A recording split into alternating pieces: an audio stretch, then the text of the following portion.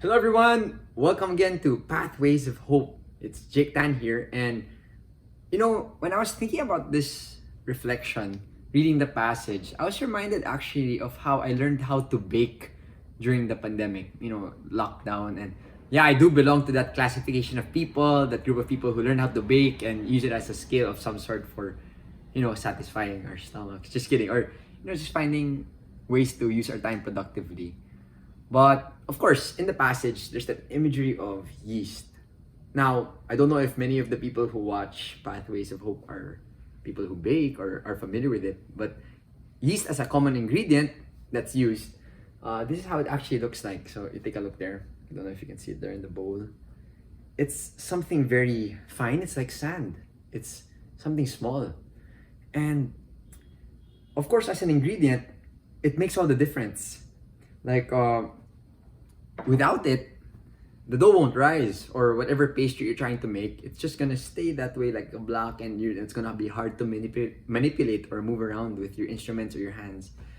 And that's where Jesus is coming from also in terms of describing the kingdom of heaven, why he likens it to yeast or even the mustard seed. I wanna just summarize it into 2 points. First, size, like, the gravity of it or its presence. And then second, impact.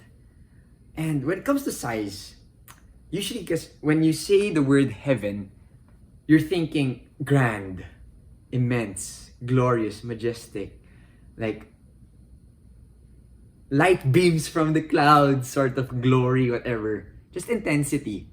And I think that's true in some aspect, but it's just surprising how Jesus in the passage describes it as a mustard seed, something small like yeast. And the thing about that, maybe it pertains to asking the question in our lives, how present or how much of a priority, a concern, how evident is the kingdom of heaven in my life? When I go about my day, when I interact with people, when I go through the regular pattern of my everyday activities, how obvious or how evident is the kingdom of heaven in my life? And sometimes it's something we take for granted. We're negligent of it. And that's Jesus' invitation for us to say that, okay, maybe it has a tendency to be that way, but we can also find the kingdom of heaven in the small things, in the everyday actions with the people we meet, the way we speak, the way we act, the way we behave towards people. And there's an invitation for us to look back at that, to think about it, and to reflect on that so we can be better. We can be better witnesses. We can also emulate Christ better. It has something to do with, what would Jesus do in these situations? But that's what heaven's like, being with the Lord and allowing us to recognize his work in our life also. So the second thing is impact. Impact. So it has something to do with, okay, when I decide to say that the kingdom of heaven is important and I want to recognize it more in my life, then there's that impact it has on us. Again, it just changes the way we act. It changes the speech we can share with other people. It changes the way that we behave. And we're able to be more sensitive, be more aware of, not just the Lord's presence, but how he's also working in other people's lives and towards our own. And we see that in his ministry there in the gospel. Like, if heaven was so important and this message of Christ was so grand, why didn't Jesus come as some sort of king or some sort of ruler out of nowhere, an adult already, and just saying his decree? He started as a kid, like each and every one of us, a baby, and then grew up and then had this ministry, which I'm always so shocked when I realize it.